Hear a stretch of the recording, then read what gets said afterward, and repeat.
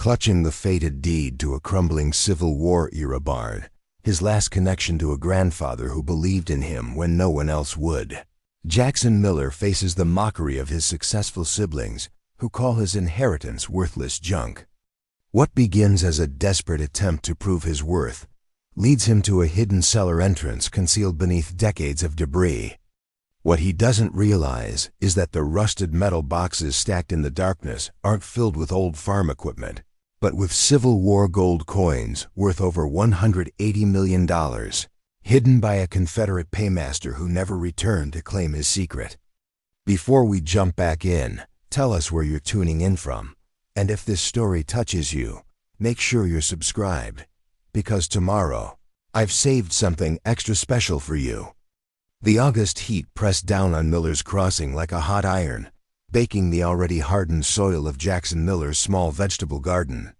The 32-year-old wiped sweat from his brow as he surveyed the withering tomato plants, their leaves curling under the merciless sun. 3 consecutive years of regional drought had turned his modest attempt at self-sufficiency into a daily battle against nature. Unlike his siblings, a surgeon, an attorney, and a tech executive, Jackson had never found his professional footing. After dropping out of college to care for their ailing grandfather, he'd cobbled together a living through odd carpentry jobs and weekend farmers market sales. His family called it drifting. Jackson called it surviving. "Not much of a harvest this year, Rusty," he said to the aging golden retriever panting beside him. The dog pressed against his leg in silent support, a companion who never questioned his life choices the way his family constantly did. The sound of tires on gravel announced a visitor. Jackson turned to see a sleek black Mercedes crawling up the dusty driveway, looking absurdly out of place beside his rusted pickup truck. His older brother David emerged, designer sunglasses, catching the sunlight as he surveyed the modest property with poorly disguised judgment. "Jackson," David nodded, not bothering to hide his distaste for the dusty surroundings. "We need to talk about the reading of Grandpa's will tomorrow." "I know when it is," Jackson replied, bristling at his brother's tone. "I've got it marked on my calendar."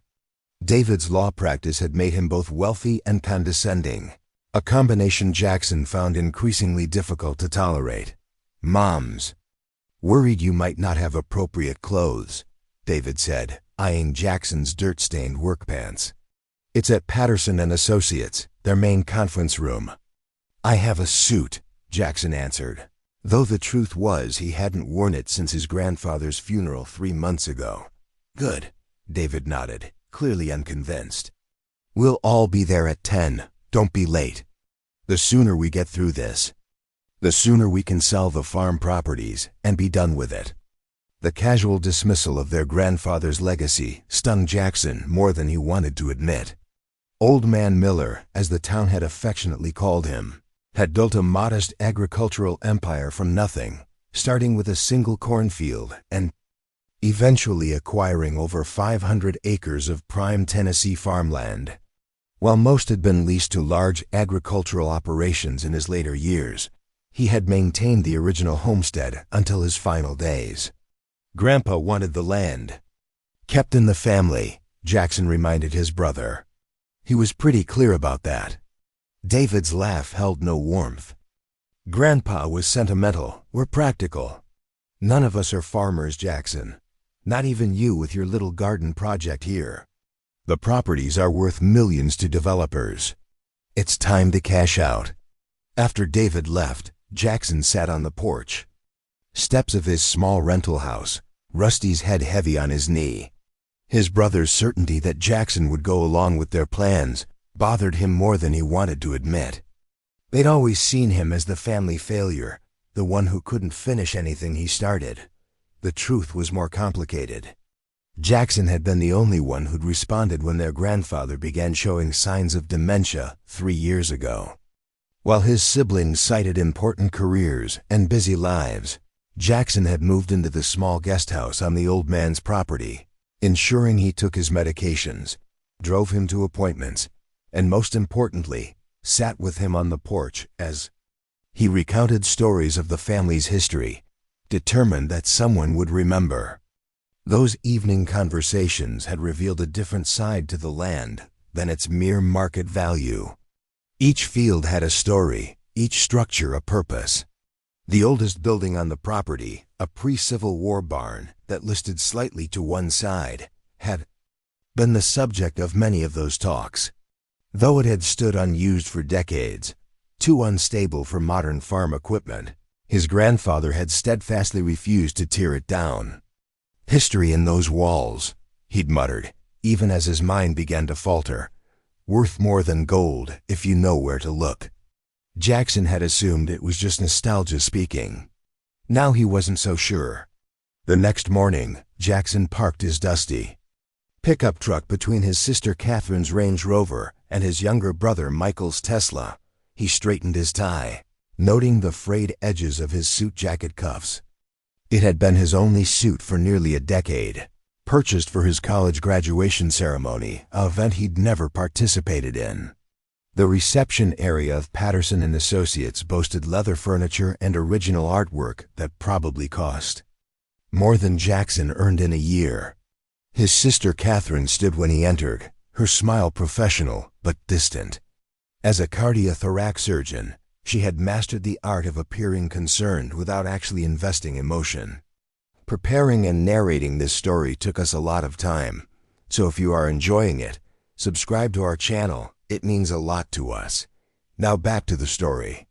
"You're almost late," she noted, checking her expensive watch. "David's already inside with Mom and Mr. Patterson." "I'm on time," Jackson corrected her. "The will reading is scheduled for 10. It's 9:55.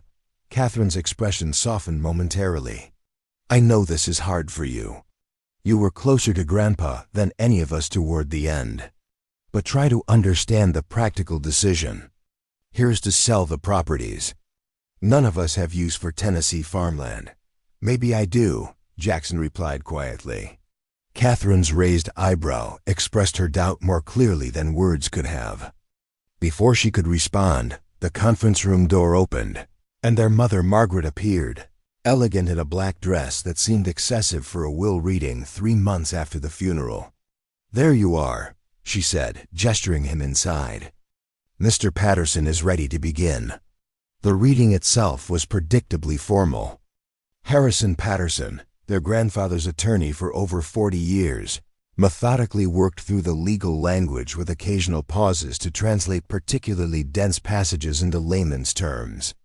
The bulk of the estate, the prime agricultural lands, was divided equally among the 4 grandchildren, with the provision that they must unanimously agree to any sale. Jackson noticed David's frown at the stipulation. His brother had clearly been counting on a quick sale and payout. "And to my grandson Jackson," Patterson continued, adjusting his reading glasses, "who shared my love for the history of our land and listened to an old man's stories when others were too busy, I leave the original homestead property, including the main house, the guest house he currently occupies, and the old Civil War barn, along with the 5 surrounding acres." A stunned silence fell over the room. Jackson felt his family's eyes on him, their surprise evident.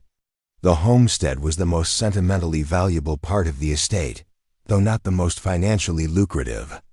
"Additionally," Patterson continued, "I leave to Jackson my personal collection of historical documents and artifacts related to the property's Civil War history, with the hope that he will continue to appreciate the true value of our family's legacy." David recovered first. "The old house needs a complete renovation to be marketable. And that barn is a liability. It should have been torn down years ago." He turned to Jackson. "You can't possibly want to maintain that property. It would cost a fortune just to bring the house up to code." "I think what your brother means," their mother interjected, her voice carefully modulated, "is that we're concerned about your ability to handle such a responsibility, given your unsettled career situation." Jackson felt heat rising in his face. "I lived with Grandpa for 3 years. I know exactly what that property needs.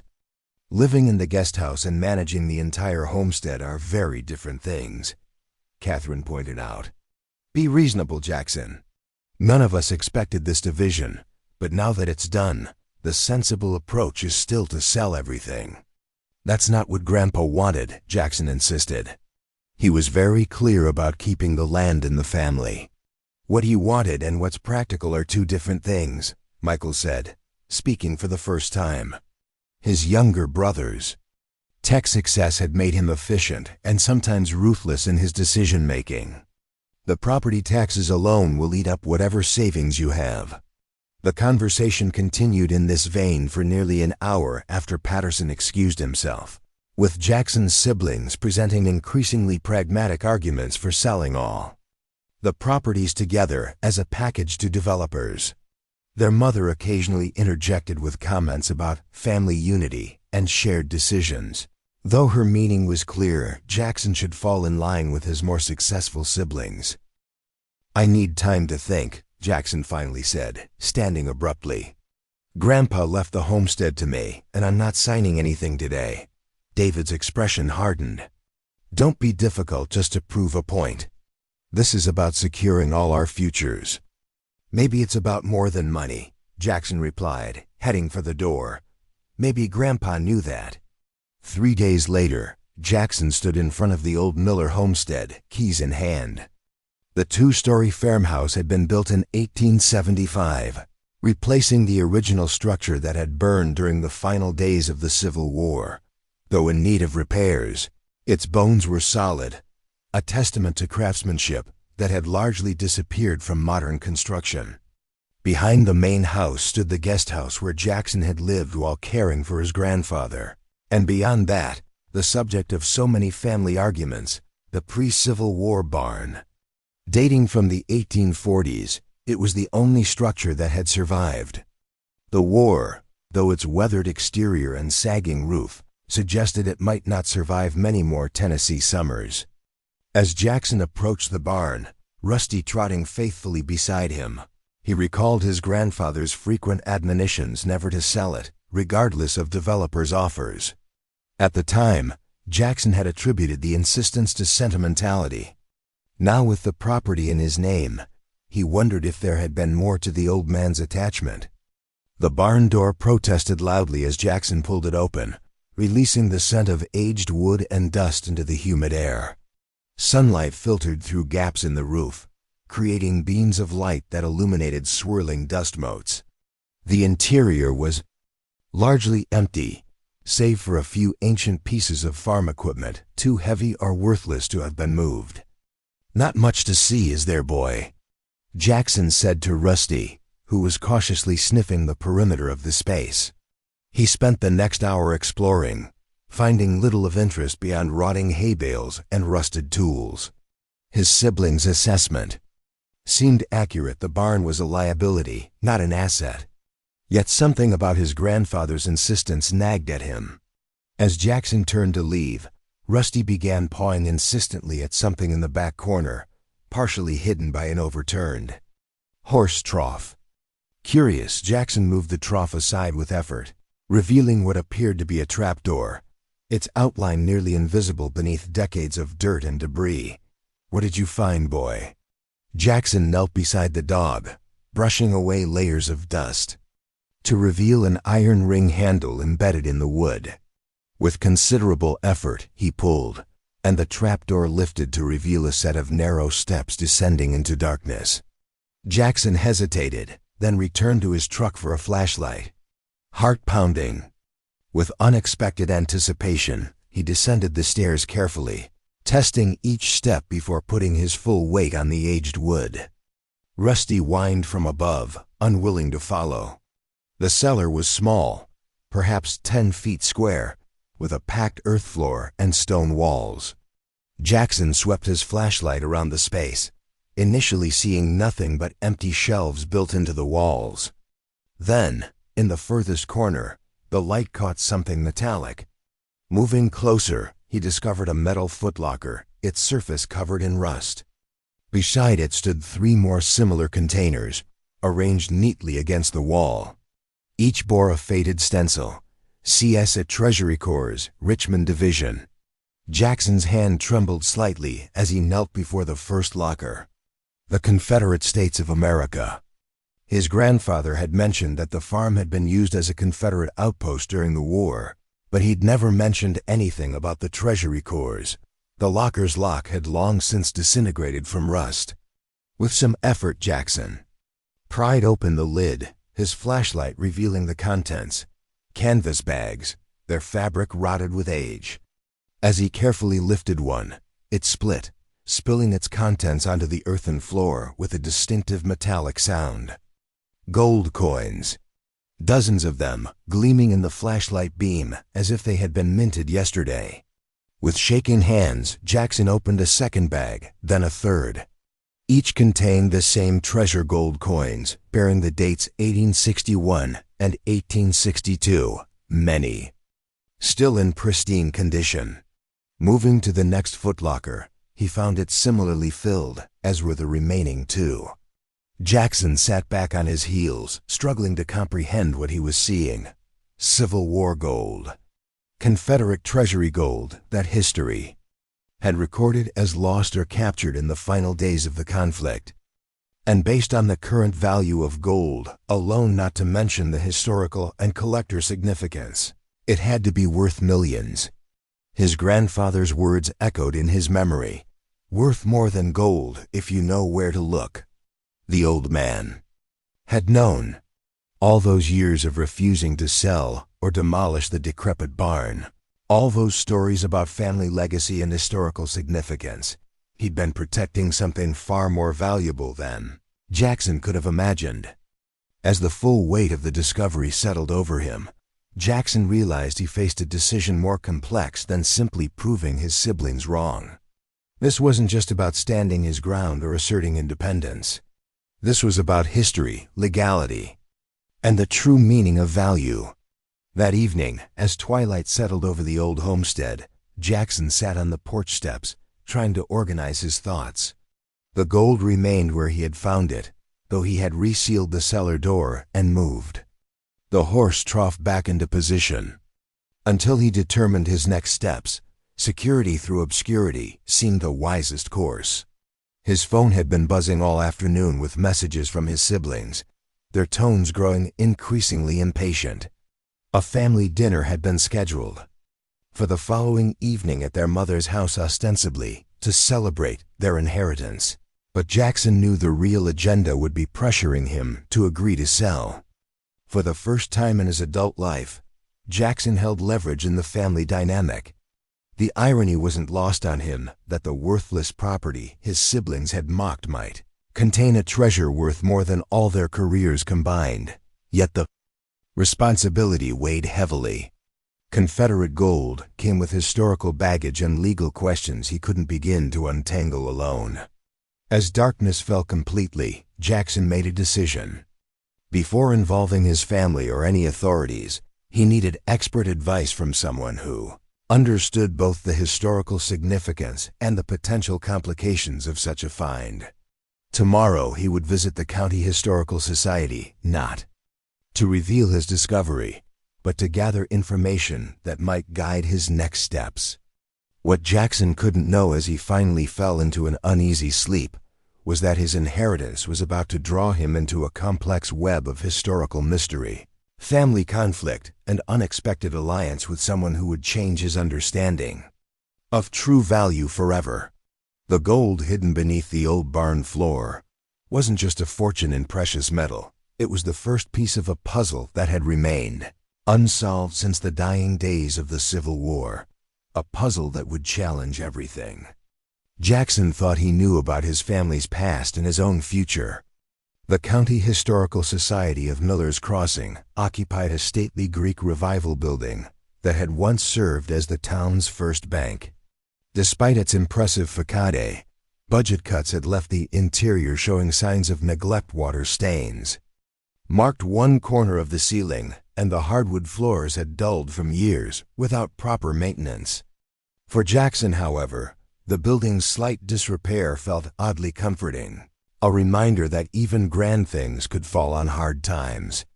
He hesitated at the entrance, second-guessing his decision. revealing his discovery, even partially carried. Risks, yet proceeding without expert guidance seemed equally foolish. Taking a deep breath, he pushed through the heavy oak doors. The main hall housed glass display cases containing local artifacts, Civil War uniforms, agricultural implements, and faded photographs documenting the town's evolution from frontier settlement to farming community. A young man sat at the reception desk, absorbed in a textbook. "Excuse me," Jackson said. "I'm looking for someone who specializes in Civil War history." The young man looked up, adjusting his glasses. "That would be Dr. Eleanor Harper. She's the director." He gestured toward a doorway at the far end of the hall. "Her office is back there. She usually has open hours on Tuesday mornings." Jackson nodded his thanks and made his way through the exhibition space, pausing briefly to examine a display of Confederate currency. The bills looked surprisingly similar to the canvas bags he'd found in the footlockers, confirming his initial identification of the period. He knocked tentatively on the office door, which stood slightly ajar. "Come in," called a voice from within. Dr. Eleanor Harper wasn't what Jackson had expected. In his mind, a historical society director would be elderly, perhaps resembling the retired librarians who had staffed the county archives during his school research projects. Instead, he found himself facing a woman perhaps his own age, with intelligent eyes and an air of controlled intensity. She looked up from a document-covered desk, her expression shifting from mild irritation at being interrupted to professional curiosity. "Can I help you?" she asked, closing the folder she'd been reviewing. "I hope so," Jackson replied, suddenly uncertain how to frame his inquiry without revealing too much. "I'm researching the role of Confederate Treasury operations in this region during the Civil War. I understood you might be an expert on local history from that period." Dr. Harper's eyebrows rose slightly. "That's a surprisingly specific research." "Interest," she gestured to a chair across from her desk. Jackson nodded, hoping his expression didn't betray the confirmation of his private calculations. "Purely theoretical," he echoed. "These documents should be properly preserved and cataloged," Ellie said, returning to professional mode. "With your permission, I'd like to create archival quality scans for our collection." "Of course," Jackson agreed. "My grandfather would have wanted them shared with historians." As Ellie carefully arranged the papers for scanning, Jackson found himself studying her with growing interest. Her passion for history was evident in every careful movement, every thoughtful observation about the documents. Unlike his family, who saw only monetary value in property, Ellie recognized the worth of stories, of connections to the past. "Did you always want to be a historian?" he asked as she worked. She smiled without looking up. "Ever since I found a Civil War button in my backyard when I was 8. My father was a history professor, so I guess it runs in the family." "What about you? What did you want to be?" The question caught Jackson off guard. People usually asked what he did, not what he had wanted to do. An architect originally. I studied it for 3 years before dropping out to help care for my grandfather. "That explains your interest in the structural elements of historical buildings," Ellie observed, glancing up. "I noticed you examining the joinery details in our main hall yesterday." Jackson was surprised she had noticed such a small gesture. "Old buildings speak to me, I guess. Each one tells a story through its construction." "Exactly." Ellie's enthusiasm was infectious. "That's what I always tell our board when they suggest moving to a more practical modern building. The history is in the walls themselves." Their conversation continued as she finished scanning the documents, moving easily between historical topics and personal observations. Jackson learned that Ellie had moved to Miller's Crossing 5 years earlier to take the director position, drawn by the region's rich Civil War history. Her husband James taught American literature at the community college, and they lived in a small Victorian house in town that they were gradually restoring. For the first time in years, Jackson found himself talking to someone who didn't view his interest in history and preservation as impractical or irrelevant.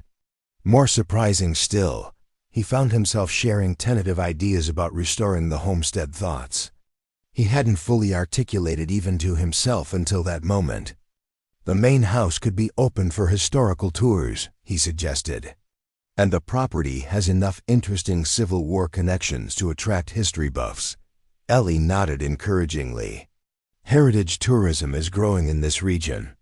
With proper development, a site with documented connections to figures like Captain Shelby could be viable. Viable enough to pay property taxes and maintenance costs? Jackson asked, thinking of David's skepticism.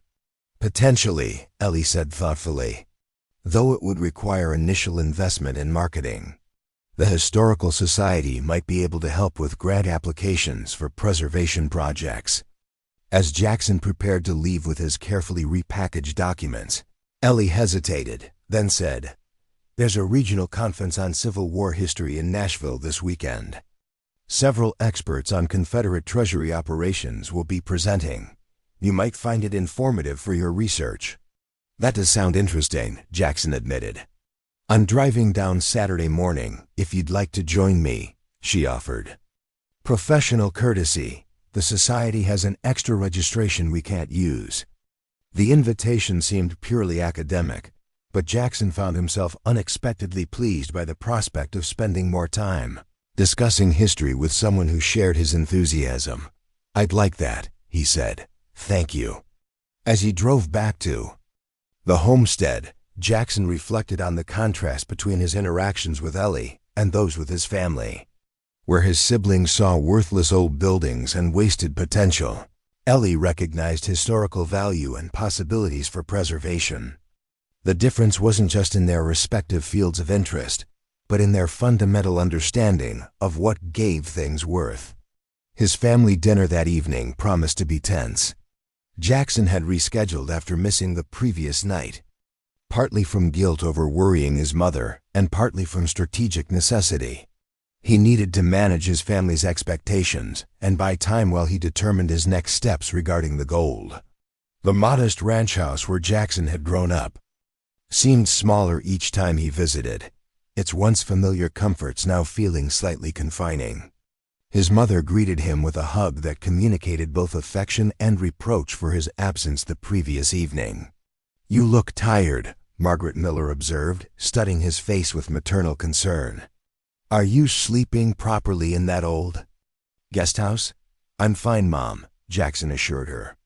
"Just busy sorting through Grandpa's things." The dining room table was set with the good china, his mother's signal that this was an important family occasion. Catherine was already seated, her husband Robert beside her. Their 3 children had been left with a sitter, ensuring adult conversation. Michael arrived moments after Jackson, bringing his girlfriend Alyssa, a marketing executive whose polished appearance matched his own. David and his wife Stephanie were the last to arrive, completing the family circle. As they took their seats, Jackson felt the familiar sensation of being the odd one out, the only sibling without a professional title, the only one whose life seemed perpetually unsettled. "I thought we could discuss the property situation after dinner," David announced as their mother served the main course. "I've had some productive conversations with the developers." "I've already told you my position," Jackson replied, trying to keep his tone even. "I'm not selling the homestead." "Let's not start this before we've even eaten," Margaret interjected. "There's plenty of time for business talk later." The conversation shifted to safer topics: Catherine's children's school achievements, Michael's latest tech project, community gossip about neighbors they'd known since childhood. Jackson participated minimally, his mind still processing what he'd learned from Ellie about Captain Shelby and the missing Confederate gold. As dessert was served, Catherine turned to Jackson with what appeared to be genuine curiosity. "So what exactly are you planning to do with the old homestead?" David mentioned something about historical tours. Jackson hesitated, surprised that his offhand comments to Ellie had somehow reached his family. "I'm exploring options," he said carefully. "The property has significant historical value, particularly relating to its Civil War connections." "Historical value doesn't pay bills," Michael pointed out pragmatically. "Actually, heritage tourism is a growing industry," Jackson countered, echoing Ellie's earlier point. "Properties with documented historical significance can qualify for preservation grants and tax benefits." His siblings exchanged glances, clearly surprised by his informed response. For years, they had been accustomed to dismissing Jackson's ideas as impractical or poorly researched. His sudden command of preservation economics seemed to unsettle them. "That still requires substantial initial investment," David said, recovering quickly. "Restoration, marketing, infrastructure for visitors. Where would that money come from?"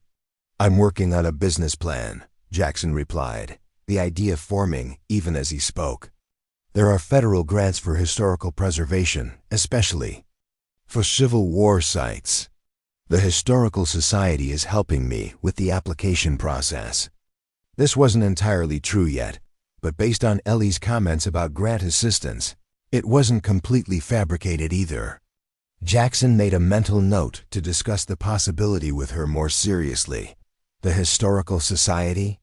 His mother asked. "You mean that little museum downtown? How would they help with something like this?" "They have expertise in historical documentation and preservation requirements," Jackson explained. "I've been working with the director, Dr. Harper. She's been very supportive of preserving the property's historical elements." "Dr. Harper," Catherine repeated, her tone suggesting she was reevaluating her brother in light of this professional connection. "I think I met her at the hospital fundraiser last year. Younger woman, very knowledgeable about local history." Jackson nodded, surprised that his worlds had intersected without his knowledge. "Well," his mother said, her expression softening slightly, "it's good to see you taking this seriously, Jackson. Your grandfather would be pleased that you're honoring the historical aspects of the property." The conversation continued with less confrontational energy than Jackson had anticipated. Though his siblings remained skeptical about the financial viability of his preservation plans, they seemed less dismissive than in previous discussions. By the time the family gathering concluded, Jackson had secured an unspoken agreement.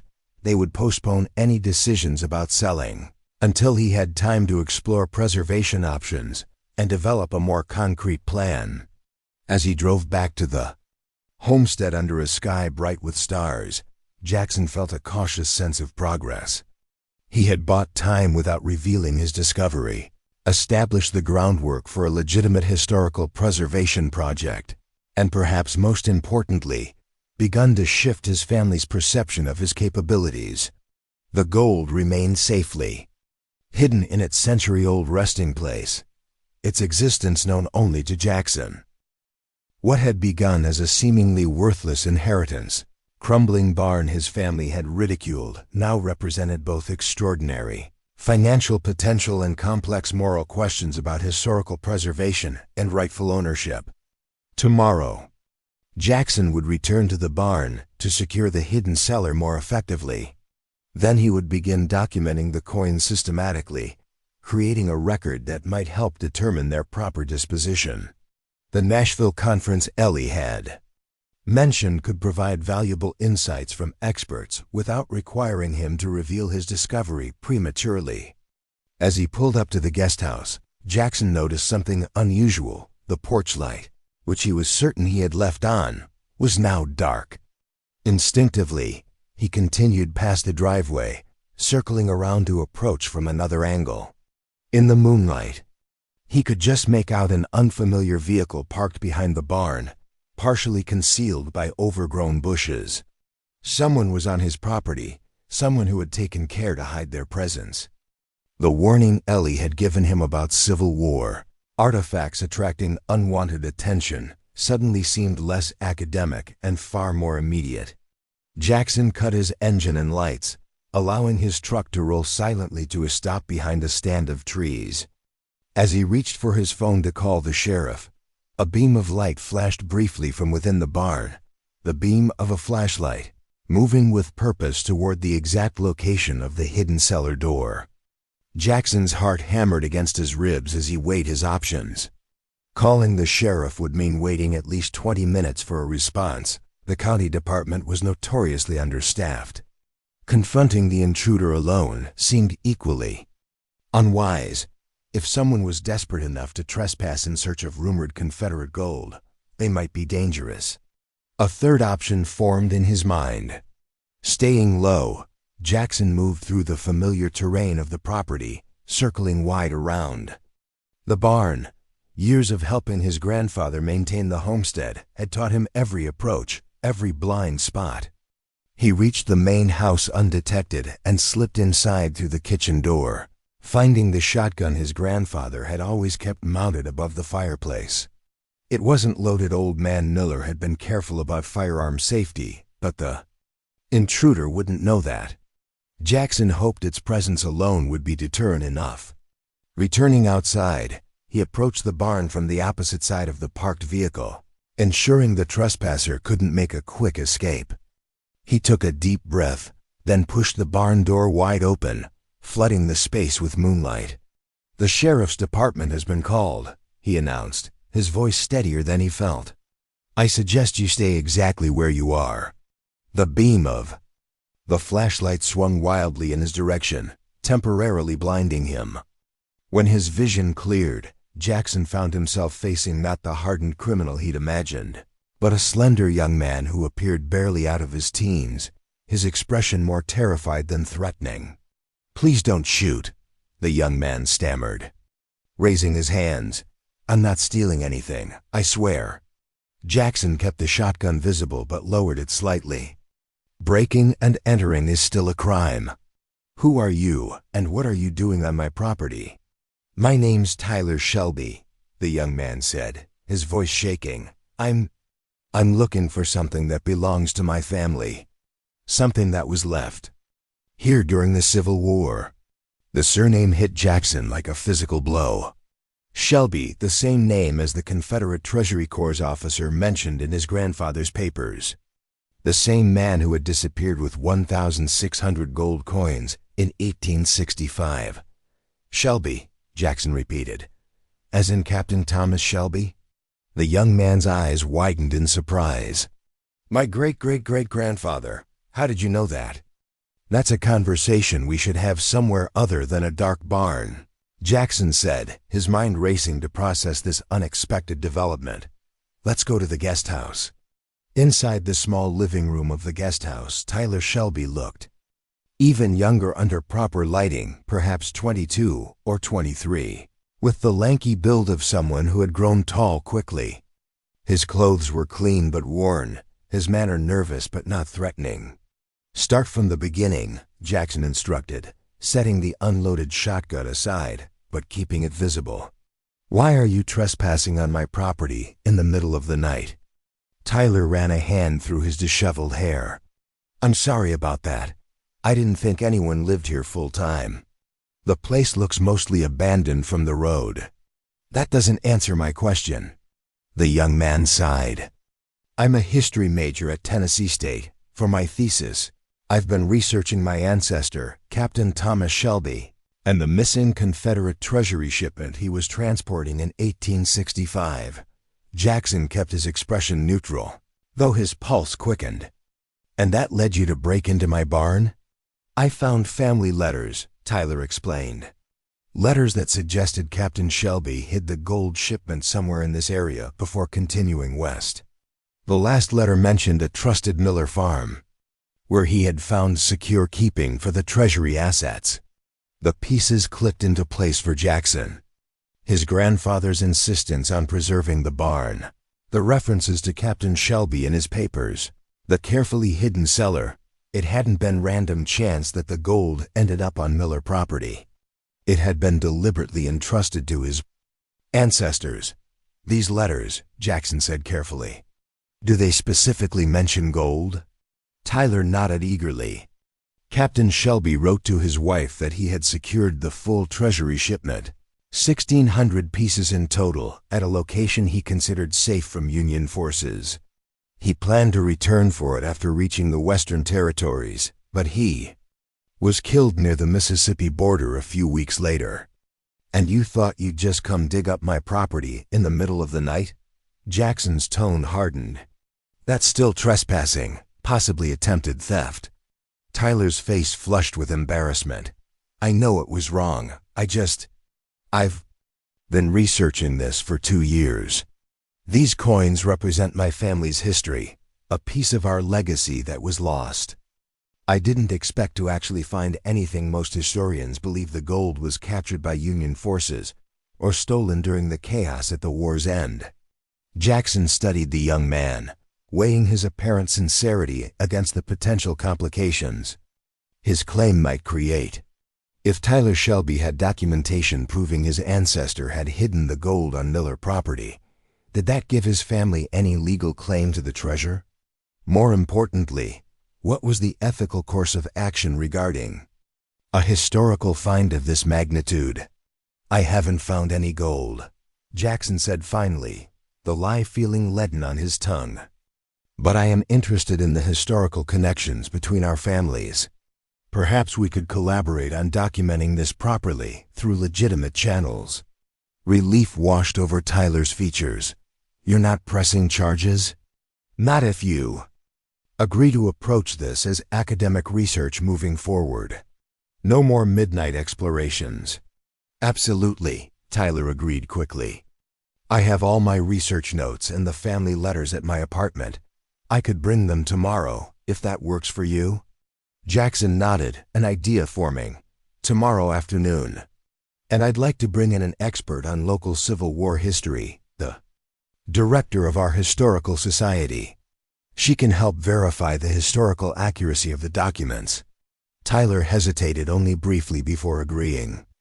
As Jackson showed him out, extracting a promise to return at a more conventional hour, he wondered if he was making a terrible mistake. Involving Tyler Shelby meant additional complications, potential competing claims, and one more person who knew about the possibility of hidden Confederate gold on his property. Yet something about the young man's passion for his family history resonated with Jackson. Wasn't he similarly motivated by his connection to his grandfather's legacy? The parallel wasn't lost on him as he secured the house and tried unsuccessfully to sleep. The next morning, Jackson called Ellie Harper at the Historical Society, explaining that he had encountered a graduate student researching Captain Shelby and suggesting a meeting to review historical documents. He carefully omitted any mention of gold, framing it as an opportunity to establish connections between local families during the Civil War period. "That's fascinating," Ellie said, her academic interest clearly piqued. "The Shelby connection could significantly enhance our understanding of how Confederate Treasury operations intersected with local history." They arranged to meet at the Historical Society that afternoon. Jackson spent the morning checking on the hidden cellar, relieved to find it undisturbed despite Tyler's exploration of the barn. He secured the trapdoor more effectively, concealing it beneath a false floor section that would be difficult for anyone to discover without knowing exactly where to look. At 2 o'clock, Jackson arrived at the Historical Society to find Ellie already engaged in animated conversation with Tyler Shelby. The young man had brought an impressive collection of materials: family letters, historical documents, and a detailed thesis outline about Captain Shelby's final mission. "Mr. Miller," Ellie greeted Jackson, her eyes bright with academic excitement. "Tyler has been sharing some remarkable family documents. They corroborate several theories about Confederate Treasury movements that historians have debated for decades." For the next several hours, the three of them pored over historical materials, comparing Tyler's family letters with Jackson's grandfather's documents and the Historical Society's records. The overlapping accounts painted a compelling picture of Captain Shelby's desperate mission to save Confederate assets from Union capture, and his decision to entrust the gold shipment to Ezekiel Miller, Jackson's great-grandfather, before continuing westward. It makes perfect sense strategically, Ellie observed. The Miller farm wasn't on any major transportation route, unlike most large plantations. It would have been overlooked by advancing Union forces focused on more significant targets. My ancestor clearly intended to return for the gold, Tyler added. His letters to his wife repeatedly mention securing our future once the Confederacy established a government in exile. He believed the war could still be won from the Western territories. History proved him wrong on that count, Jackson noted, finding himself drawn into the historical narrative despite his concerns about the gold's discovery. As afternoon faded into evening, their collaborative research had established a historically significant connection between the Miller and Shelby families, a connection that would have scholarly value regardless of whether the gold was ever found. Jackson felt a growing sense that his inheritance was meaningful beyond its monetary value, representing a piece of history that deserved proper preservation and documentation. This is exactly the kind of historically significant connection that could help secure preservation grants for the homestead, Ellie said as they concluded their session. With documented links to Confederate Treasury operations, the property has national historical significance.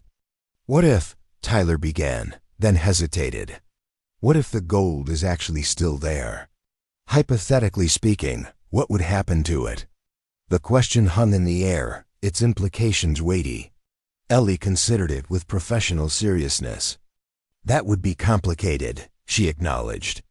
Legally, treasure found on private property generally belongs to the property owner, though there can be claims from descendants if they can prove prior ownership. However, artifacts with significant historical value often fall under various preservation statutes that limit how they can be sold or displayed. She looked between Tyler and Jackson. Is there something you're not telling me? Have you found evidence suggesting the gold might still be on the property? Jackson met Tyler's gaze, seeing his own conflict reflected in the younger man's expression. The moment of decision had arrived sooner than he'd anticipated. Yes, Jackson admitted finally. I found something in a hidden cellar beneath the barn floor, something that appears to be the missing Confederate Treasury shipment. Ellie's professional composure momentarily faltered. You found Shelby's missing gold, all of it?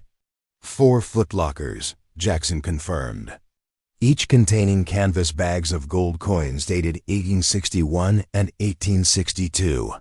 Based on a rough count, it appears to be the full shipment, approximately 1,600 coins.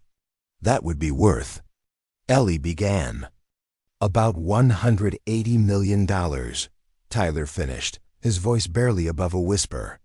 At current values, possibly more given the historical significance. The magnitude of the discovery settled over the room. Jackson watched Ellie process the information, her expression shifting from academic excitement to thoughtful concern. This needs to be handled carefully, she said finally. A find of this historical significance requires proper documentation, authentication, and legal consultation. There will be questions about ownership, preservation requirements, and potentially competing claims. I know, Jackson acknowledged. That's why I didn't mention it immediately. I needed to understand what I was dealing with before going public. And now? Ellie asked. Now I think we need to document everything properly and consult experts who can help navigate the legal and historical implications, Jackson said. I don't want to make hasty decisions about something this significant. Tyler nodded in agreement. Despite my family connection, I recognize this isn't simply about ownership. This is a historically significant artifact that deserves proper handling. The maturity of the young man's response impressed Jackson. Despite his earlier trespassing, Tyler seemed genuinely motivated by historical interest rather than simple greed. I propose we form a research team, Ellie suggested, shifting into her professional role. We'll document and authenticate the find, research all relevant historical connections, and consult with legal experts specializing in historical artifacts. No public announcements until we have a clear understanding of the proper course of action. Both men agreed to her proposal. As they left the Historical Society, having developed a preliminary plan for examining the gold cache the following day, Jackson felt a strange sense of relief. The burden of his secret discovery now had proper channels for resolution, guided by historical expertise rather than simple financial calculation. That evening, Jackson sat on the porch of the guest house, watching twilight settle over the property. The aging structures that had seemed like liabilities just days ago now represented tangible connections to a compelling historical narrative, one that extended beyond his own family to include Tyler Shelby's ancestors and the broader story of the Civil War's chaotic final days. His phone buzzed with a text from David. Developer increased offer to $22 million. Meeting scheduled next week to vote on sale. Hope you've reconsidered your position. The message would have caused anxiety just days ago. Now, Jackson felt a curious calm. The historical significance of what he'd discovered transcended simple property values, creating possibilities his brother couldn't begin to calculate on a balance sheet. He typed a response. Can't make meeting. Working with Historical Society on preservation grant application. Will update family soon on significant historical discovery on property. The deliberately vague wording would buy time while suggesting development substantial enough to pause any sales discussions. Jackson smiled at the thought of his siblings' reactions. They had ridiculed his inheritance, dismissing the old barn as worthless. How quickly perspectives might change when $180 million in historical gold entered the equation. Yet as he contemplated the implications of his discovery, Jackson realized that his own perspective had shifted as well. Where he had initially seen only financial value, a secret fortune that might free him from struggling, he now recognized the historical significance of preserving both the physical artifacts and the story they represented. The next morning, Ellie arrived at the homestead with proper documentation equipment, archival quality photography gear, conservation materials, and curatorial tools for examining historical artifacts. Tyler joined them, bringing his academic research to provide historical context for their documentation. Jackson led them to the barn, removing the concealment he had added to the trapdoor.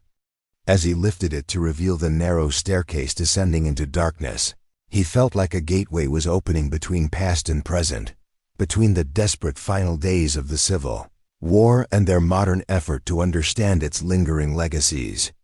"I'll go first," he said, switching on a powerful flashlight and leading the way into the cellar. Ellie's professional demeanor momentarily gave way to awe as Jackson opened the first footlocker, revealing dozens of gold coins nestled in deteriorating canvas. "These are in remarkable condition," she breathed, carefully examining one without touching the surface. The dry conditions in this cellar provided excellent preservation. For the next several hours, they meticulously documented every aspect of the discovery, photographing each footlocker in position, recording the exact location and arrangement, and creating a preliminary inventory of the contents. Tyler's historical knowledge provided valuable context, identifying the mint marks on various coins and connecting them to specific Confederate Treasury operations.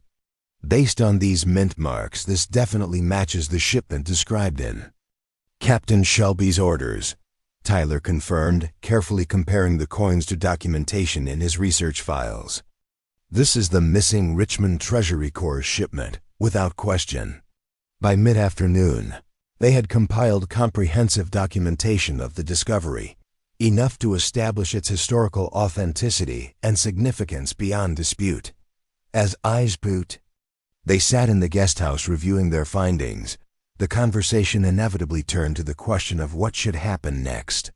From a purely historical perspective, this collection should be preserved intact, Ellie advised. Its value lies not just in the gold itself, but in the complete nature of the shipment and its historical context. What about ownership? Tyler asked, the question unavoidable. Legally and ethically, who has claim to something like this?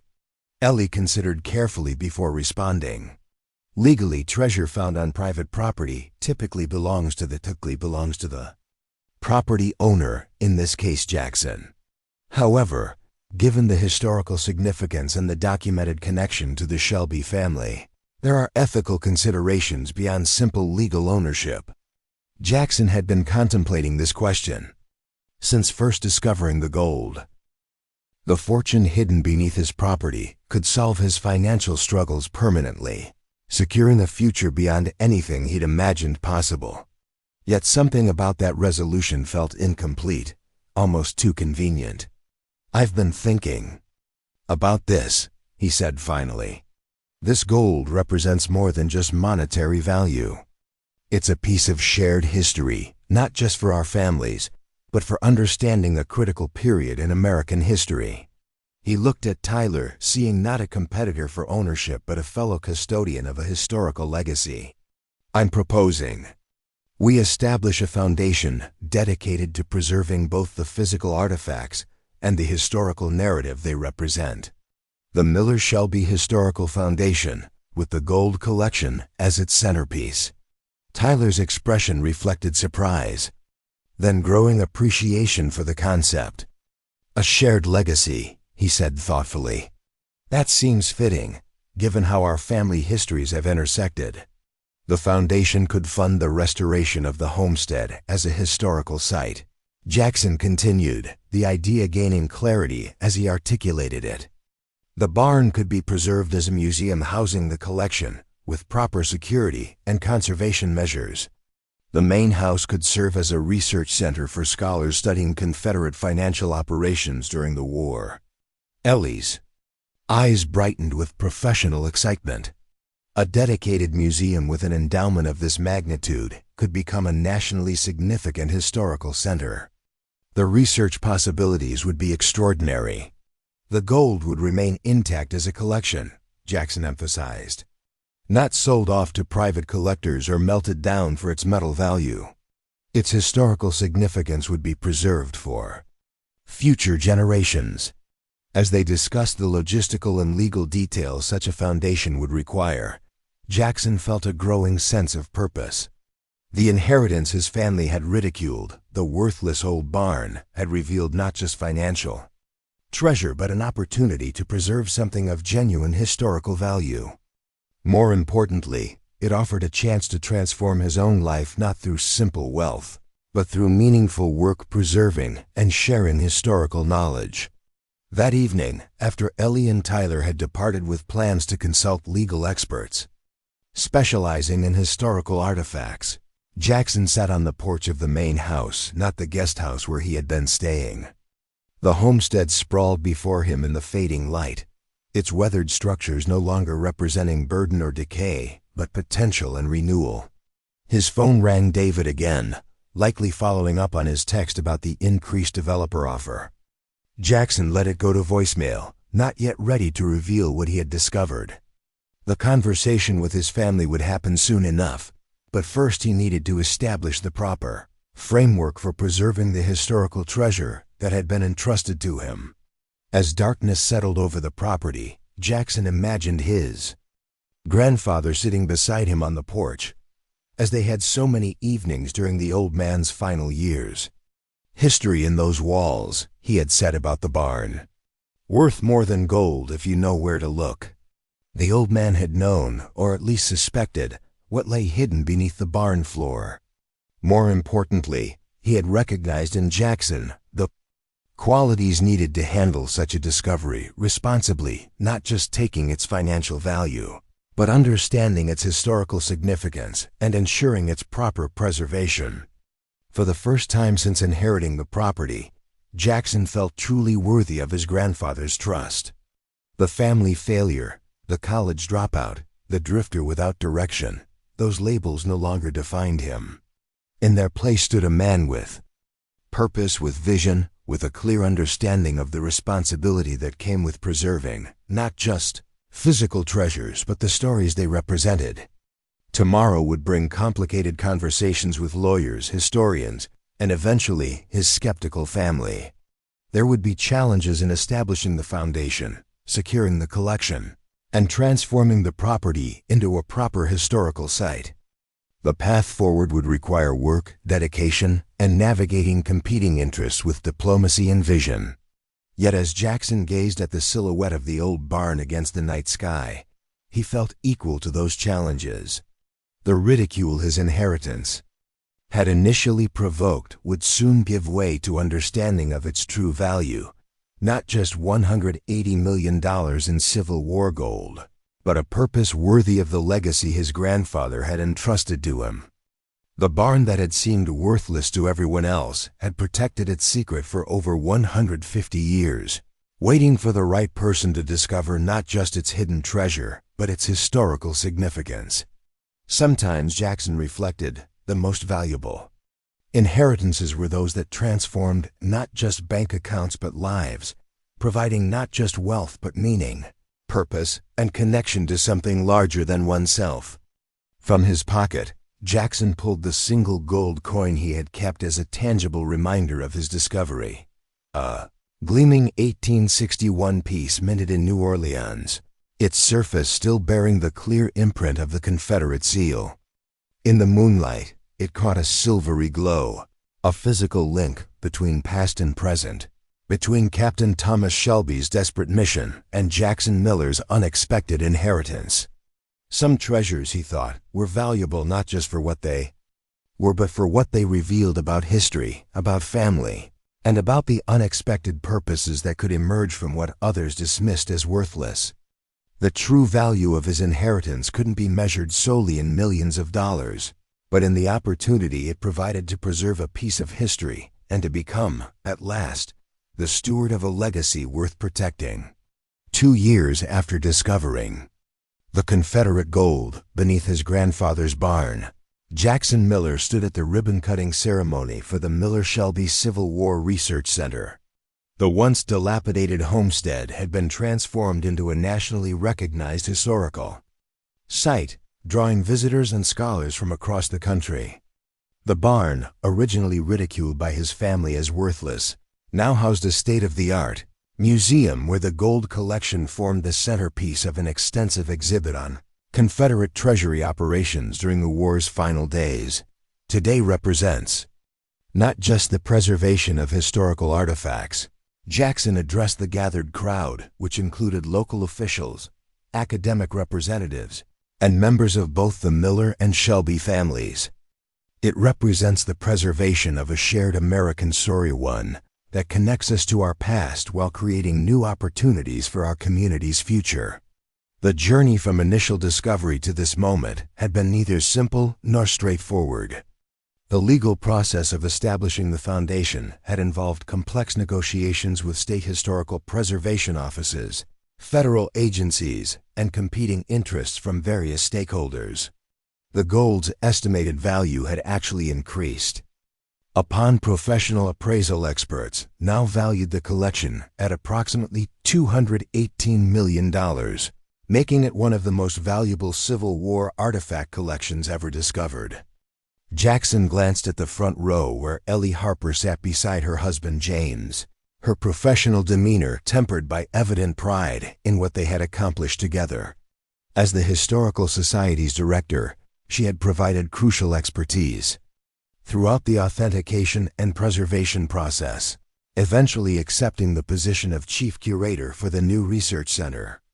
Beside her sat Tyler Shelby, now completing his doctoral dissertation on Confederate financial operations, using the collection as his primary source material. The young historian had proven an invaluable partner, his academic knowledge complementing Jackson's practical approach to establishing the center. Most surprising was the presence of Jackson's family in the audience.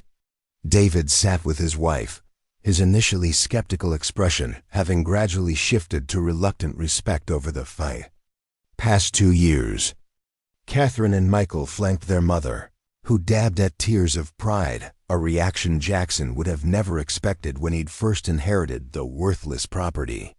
"When my grandfather left me this homestead," Jackson continued. Many. Quest-ioned. What value such an inheritance could possibly hold in today's world? The buildings were deteriorating, the land overgrown, the barn seemingly ready to collapse at the first strong wind. A knowing chuckle rippled through the local audience members who remembered the property's former condition. What wasn't visible, what couldn't be calculated on any balance sheet, was the historical significance of what had been preserved here for over 150 years. Captain Thomas Shelby entrusted this gold to my great-great-grandfather, not just for safekeeping, but because he recognized in Ezekiel Miller, a man who understood that some values transcend immediate financial gain. Jackson gestured toward the beautifully restored barn behind him, its weathered exterior now carefully preserved while its interior had been reinforced and transformed into a secure exhibition space. Today, this site does more than preserve history. It creates educational opportunities, supports academic research, provides jobs for our community, and attracts tourism to a region that has struggled economically. The Foundation's endowment ensures these benefits will continue for generations to come. What Jackson didn't mention in his public remarks was the personal transformation the discovery had catalyzed in his own life. The family failure had found his purpose, applying his unfinished architectural education to overseeing the property's restoration while developing skills in historical preservation, nonprofit management, and community development. The Foundation now employed 15 full-time staff members, including local residents who had been trained in specialized conservation techniques. The Research Fellowship Program brought scholars from major universities, generating academic publications that established Miller's Crossing as a significant site for Civil War historical research. As Jackson concluded his remarks and cut the ceremonial ribbon, he found himself reflecting on the winding path that had led to this moment. The family that had once ridiculed his inheritance now recognized its significance, not just its financial value, but its historical importance and community impact. After the ceremony, as guests toured the exhibitions and enjoyed refreshments on the homestead lawn, David approached Jackson with an uncharacteristic hesitancy. "You've done something remarkable here," his brother admitted, surveying the restored property. "I was wrong about this place, about its potential. About you, too." The acknowledgement, simple but sincere, represented a healing of the family rift that had widened during the initial debates over selling the property. "Sometimes value isn't immediately visible," Jackson replied, without recrimination. "We all saw different things when we looked at Grandpa's legacy." "You saw what he intended you to see," David said thoughtfully. "I think he knew exactly what he was doing when he left you this place." The conversation was interrupted by the arrival of a distinguished visitor, the governor, who had made a special trip to attend the opening. As Jackson was called away for photographs and official acknowledgments, he caught sight of his mother, standing on the porch of the main house, now restored to its 1875 appearance. Later, when the formal activities had concluded and most guests had departed, Jackson found Margaret Miller still on that porch, gazing out at the property with an expression that mingled pride with something like wonder. "Your grandfather would be so proud," she said as Jackson joined her. "Not just of what you've done with the property, but of the man you've become in doing it." "I didn't know what I was getting into," Jackson admitted. "That first night after the will reading, when everyone thought I was making a terrible mistake, I nearly agreed with you." Margaret smiled, touching his arm gently. "You know, your father always said you had Samuel's spirit, stubborn, idealistic, seeing value where others saw only problems to solve. I thought it was a criticism at the time." "And now?" Jackson asked. "Now I understand it was the highest compliment he could give." She looked out at the property, transformed from neglect into vibrant purpose. "You've created something meaningful here, something that will outlast all of us." The validation from his mother, who had always seemed to measure success in traditional Professional achievements touched Jackson deeply. The path to this moment had never been about proving his family wrong, but about honoring what his grandfather had entrusted to him. Still, their recognition of what he had accomplished added a layer of personal reconciliation to the day's significance. As evening approached and the homestead grew quiet, Jackson made his way to a special exhibition room in the museum. Unlike the main gallery where the gold collection was displayed behind bulletproof glass with state-of-the-art security, this smaller space housed personal artifacts items that told the human story behind the historical events. Captain Shelby's letters to his wife, now carefully preserved and exhibited alongside Ezekiel Miller's journals, revealed the personal dimensions of their historical intersection. The correspondence chronicled not just military movements and treasury operations, but the hopes, fears, and values of men caught in extraordinary circumstances.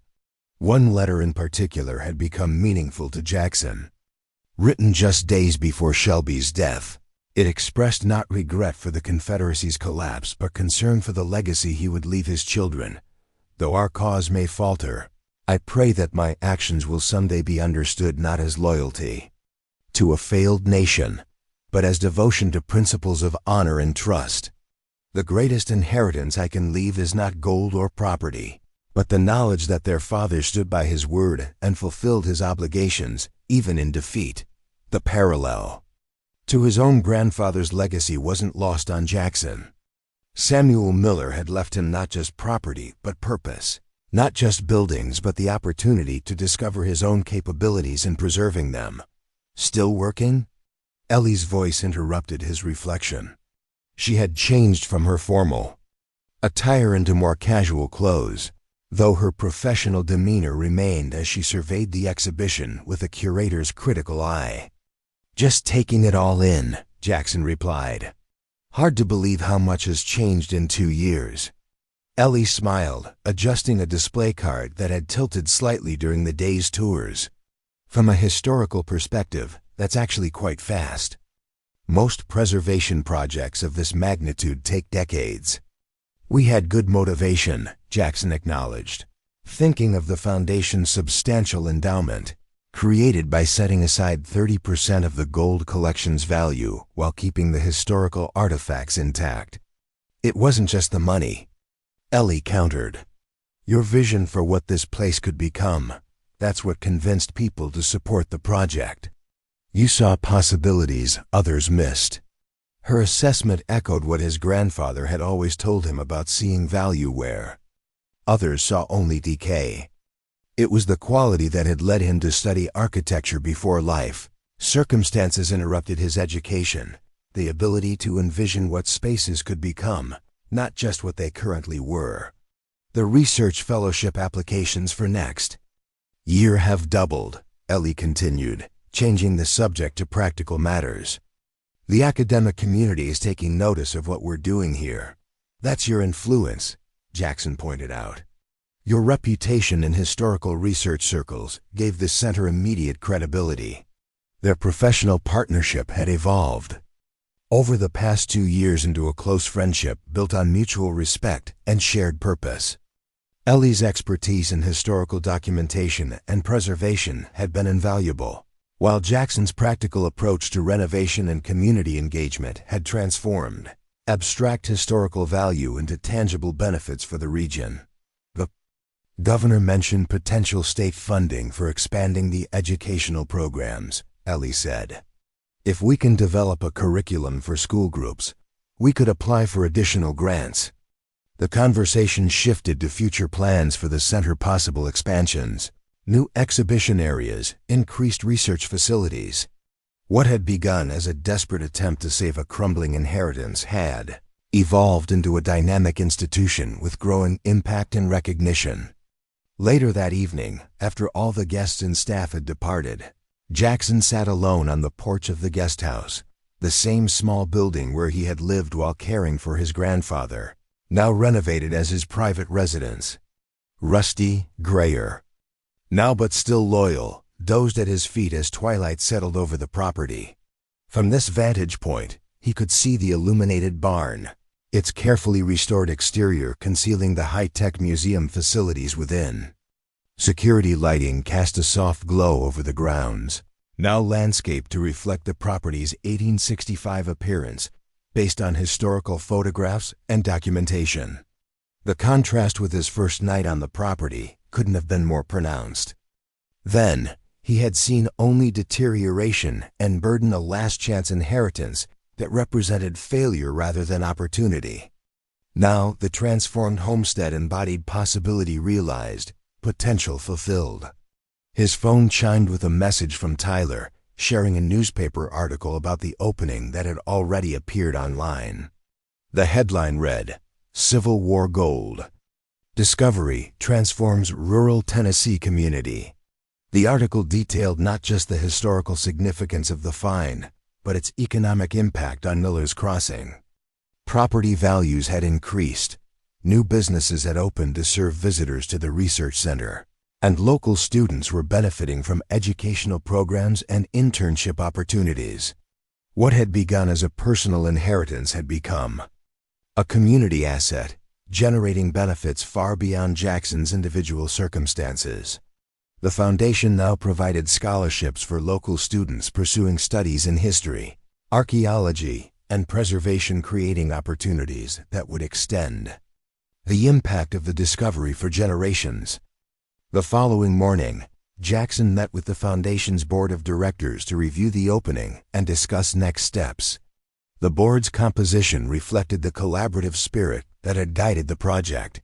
From its inception, academic representatives, community leaders, a Shelby family member, and preservation experts, all bringing different perspectives to the foundation's governance. "The visitor projections for the first year are very encouraging," reported the foundation's financial director.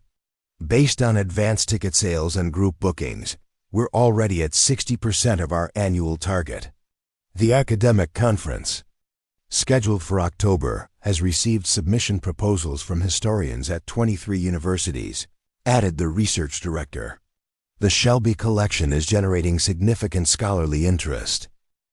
I understand you need text that will work well with the CapCut AI voice system. I'll revise this portion to use simpler wording and structure without changing the story's meaning." Here's the revised version. As the meeting went on, Jackson thought about how much his life had changed since finding Tyler in the barn that night. What could have been a fight over who owned the gold became a partnership to protect their shared history. They set up a foundation that kept the gold collection intact while funding research and helping the community. This way of handling historical finds became a model for other sites to follow. Instead of selling off the artifacts or hiding them away, they preserved them where they were found, helping people better understand the Civil War's final days. After the meeting ended, Jackson walked around the property with the head of maintenance. They looked at the new landscaping work and talked about plans to restore more of the historic gardens.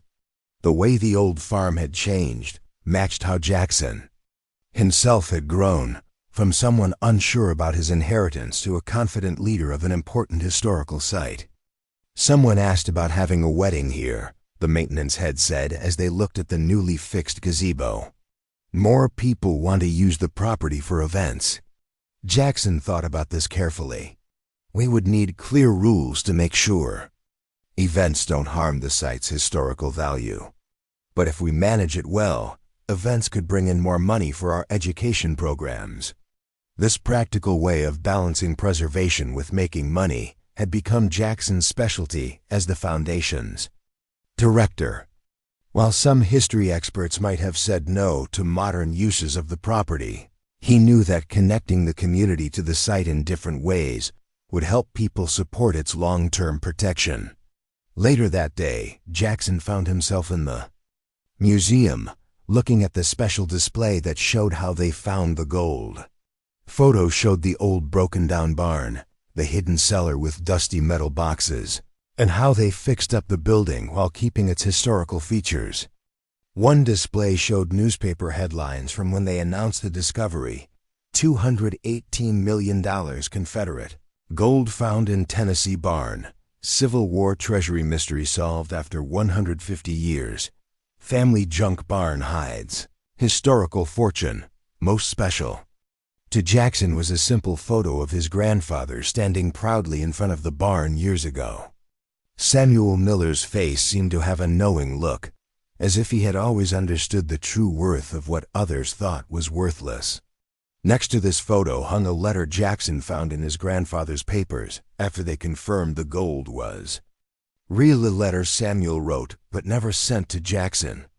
To my grandson, who listened to my old stories when everyone else stopped caring. The Miller farm isn't just buildings and land. It's our family's history in physical form I've protected. Something valuable here that connects past to present. Others wanted to sell it all, take the money, and move on. You saw beyond dollar value to something more meaningful. That's why I'm leaving it to you. Some inheritances aren't about money, they're about becoming the person worthy of receiving them.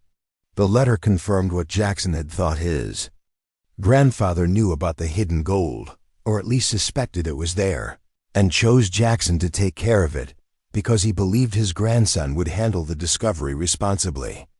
The last display showed the legal papers that created the Miller-Shelby Foundation, with its purpose clearly stated: to preserve historical artifacts in their proper setting, support research about Confederate Treasury operations, provide education for the public, and help community growth through historical preservation.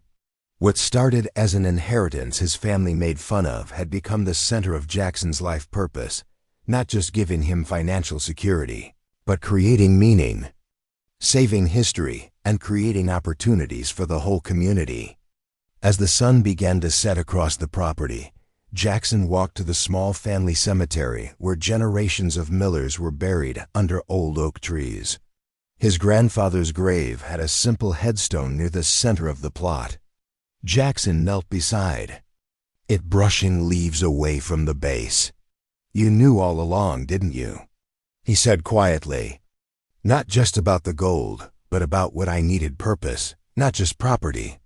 The quiet cemetery gave no answer, but Jackson felt deeply connected to the generations of Millers who had protected this land and its secrets. From Ezekiel, who agreed to hide Captain Shelby's gold shipment, to Samuel, who saw in his grandson the qualities needed to handle such a discovery properly. The sun was setting as Jackson walked back to his house, casting golden light on the restored barn that seemed fitting given its hidden treasure. Visitors would come back tomorrow. Researchers would continue their work, and the daily activities of the center would go on. The once worthless inheritance had become a living institution, creating value far beyond its money worth. That evening, Jackson got a surprise call from a major university publisher. They wanted to publish a book about the discovery, not just about the Confederate gold, but about how a struggling grandson turned a ridiculed inheritance into an important historical site. "Your personal story is as compelling as the historical discovery," the editor explained. "From nearly losing your family farm to creating a museum that's changing how we understand Civil War history, that's a story people need to hear." Offer surprised Jackson. He had been so focused on documenting the historical artifacts that he hadn't thought his own story was worth telling. But as the editor explained the idea, he realized his experience might help others facing seemingly worthless inheritances or unexpected responsibilities. "I'll think about it," he promised, though the idea of becoming part of the story rather than just its keeper made him a bit uncomfortable. After ending the call, Jackson stepped onto his porch, looking out at the property now lit by moonlight. The barn stood strong against the night sky, its restored structure showing how renewal is possible, how value can be found where others see only decay. 2 years ago, standing in this same spot after learning his siblings thought his inheritance was worthless, Jackson could never have imagined how completely that worthless barn would change his life. The hidden treasure under its floor gave him not just financial security, but purpose, direction, and better relationships with family members who had dismissed him before. More importantly, the discovery created positive effects far beyond his own life, preserving historical knowledge, creating educational opportunities, bringing new life to a struggling community, and connecting people to a shared American story that went beyond regional divisions. As Jackson thought about the journey from that first night to now, he realized that the most valuable discovery wasn't the gold itself, but the purpose it revealed, the chance to become not just the inheritor of a legacy, but its worthy caretaker. The barn that his family had made fun of, the inheritance they had dismissed as worthless junk, contained not just $218 million in Civil War gold, but something far more valuable, the chance to discover his own abilities, to create meaning from seeming bad luck, and to transform not just buildings but lives, including his own. In the quiet evening, with the restored farm spread before him, Jackson felt deeply grateful, not just for the financial security the discovery provided, but for the purpose it revealed. Some inheritances, he had learned, were valuable not for what they were, but for what they helped you become.